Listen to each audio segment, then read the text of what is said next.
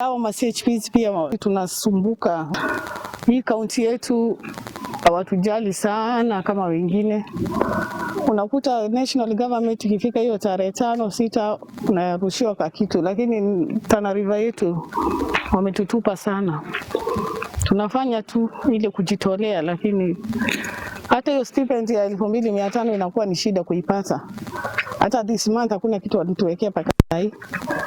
Tunafanya tu last month I think bado ilikuwa last time the walikuja hapa walisema watakuwa wanaweka, lakini on time. Mr. Order walisema watakuwa wanaweka on time, lakini tunakuta paka saa hii 2 to 3 months. Tana River County bado hawajafanya vizuri kwa community health promoters. CHP kila siku wanalalamika, wanapewa ahadi zimekuwa ni za hewa.